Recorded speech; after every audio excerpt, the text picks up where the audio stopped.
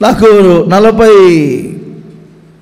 144వ కీర్తన బాగా చదువుకోబుద్ధి అవుతుంది.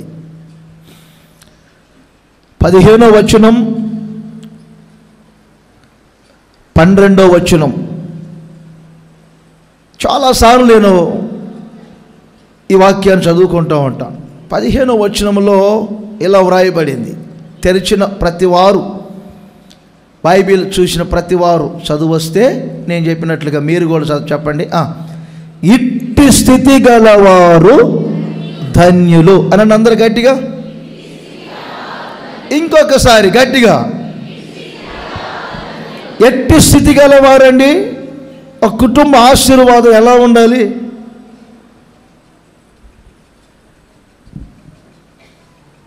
ఇట్టి స్థితి గలవారు ధన్యులు, మంచిది. ఎట్టి స్థితి గలవారండి. కొందరు రోగపు స్థితిలో పడి ఉంటారు, కొందరేమో దరిద్రతలో ఉంటారు, మరికొంతమంది ఏమో అపాయకరమైనటువంటి పరిస్థితుల్లో ఉంటారు, ఇంకొంతమంది ఏమో దీనస్థితిలో ఉంటారు, భేద స్థితిలో ఉంటారు. ఆశీర్వదించబడిన ఒక కుటుంబ సభ్యులు చెప్పుకునే మాట ఇది. 12వ వచనములో మీకు అర్థమవుతుంది వారు ఏ స్థితిలో ఉన్నారో. మా కుమారులు, మా కుమారులు. ఒకడు రౌడీ అయ్యాడు, ఒకడు సినిమా టాకీస్ల వైపు తిరుగుతున్నాడు, ఒక నల్ల కళ్ళజోడు పెట్టి ఫోజులు ఇస్తున్నాడు,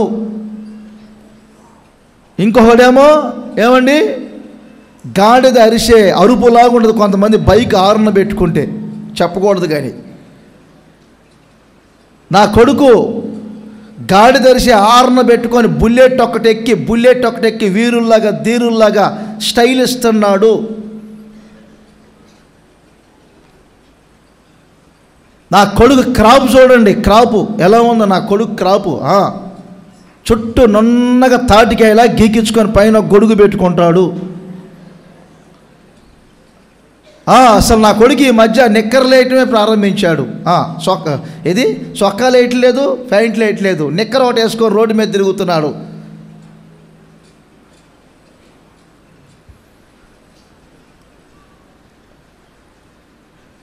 నా కొడుకు అంతా వాడి క్రాప్ అంతా పవన్ కళ్యాణ్ లాగా ఉంటుంది. వాడి క్రాప్ అంతా అదొక టైపులో ఉంటుంది. ఈ మధ్య ఒక ఇంటికి వెళ్ళే ముచ్చటగా ఉండే కుర్రోడు ఈ మధ్య చూసా, ఏదో అతుకు పెట్టినట్టు పెట్టాడు గడ్డమంతా. వాడు సిగ్గు లేకుండా చెప్తున్నాడు జూనియర్ ఎన్టీఆర్ అని నానడం. నువ్వు జూనియర్ ఎన్టీఆర్ తెంగరోడ. వాళ్ళేదో సినిమాలు క్లిక్ అవ్వాలని చెప్పి వాళ్ళు ఏదో వేషాలు మారుస్తాడు. నీకెందుకు ఆ వేషాలు, ఆ పోజులన్నీ? ఎలా ఉన్నారు నా కుమారులు? తమ యవన కాలమందు ఎదిగిన లేత మొక్కల వలె ఉన్నారు. లేత మొక్కలంటే ముదిరిపోలేదు. కొంతమంది లేత వయసులోనే ముదిరిపోతారు. ముదురు చేష్టాలు ఉంటాయి పిల్లలకి, ముదురు చేష్టాలు. నా కుమారులు అలా లేరు. ఎదిగిన లేతల మొక్కల వలె ఉన్నారు నా పిల్లలు. ఇక నా కూతుర్లు, ఇక అనండమ్మా, ఇక నా కుమార్తెలు అచ్చం అస్సలు నేను అనకూడదు, పేర్లు అంటున్నాను అనకూడదు, నయనతారలాగా ఉంది. అస్సలు పూటకొక మేకప్ వేసేది నా కూతురు. అసలు దాని హెయిర్ స్టైల్ చూస్తే అసలు నా కూతురు హెయిర్ స్టైలు అసలు అంతే. రోడ్డు మీద ఒక బుక్కు పట్టుకొని బయలుదేరిందంటే మాత్రం 4-5 యాక్సిడెంట్లు అవుతాయి నా కూతురు నడక చూసి. నవ్వుతున్నారు. నేను మీ సంగతి కాదని చెప్తుంది, మీ సంగతి ఎలా చెప్తాను? నా బిడ్డలు నేను అంటానా? లోకస్తుల సంగతి. అసలు ఒక్కొక్కసారి ఆడపిల్లని చూస్తే నాకు అనిపించింది మన పిల్లలుగా లోకస్తులు. అక్కడెవరు మగపిల్లలు నిలబడ్డారే, ఆ వీధిలో వద్దులేవే, ఈ వీధిలో వెళ్దాం అన్నదంట ఒక పిల్ల. ఈ పిల్ల అంటదంట, ఎవరు ఆడ సార్లే పదా అన్నదంట. కాదే బాగలేదు, వాళ్ళ దగ్గరికి వెళ్తుందా నడుచుకుంటూ, వాళ్ళ దగ్గరికి వెళ్తే ఈ బాక్స్ అంత దూరంలో ఉన్నారు వాళ్ళు. కాదే రోజులు బాగలేదే, మనం వెళ్ళకూడదే, అటు ఉన్నప్పుడు ఈ వీధిలో వెళ్ళొచ్చు కదా అంటే ఈ పిల్లలకి వెళ్ళిపోయాడట, వాడికి అంత సీన్ లేదులే పదా అనుకుని పోతున్నట్టు. ఇది రెచ్చగొట్టేది ఇల్లే కదండి కొన్నిసార్లు. అంత అవసరమా?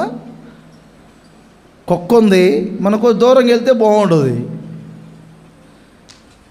దాని దగ్గరికి వెళ్ళి మనం రకరకాలుగా ప్రవర్తిస్తే తర్వాత పరిస్థితి ఏంటి? ఆడపిల్లలు ఉండవలసిన రీతిలో ఉంటే మంచిది. నా కుమార్తెలు ఎలా ఉన్నారండి? ఫ్యాషన్ షోరూమ్కి వెళ్ళారంటే మాత్రం అంతే, ఒక 15,000 అయిపోతాయి. కొంతమంది తల్లిదండ్రులు పిల్లలు షాపింగ్ మాల్కి తీసుకెళ్ళరుగా. ఎందుకంటే తీసుకెళ్తే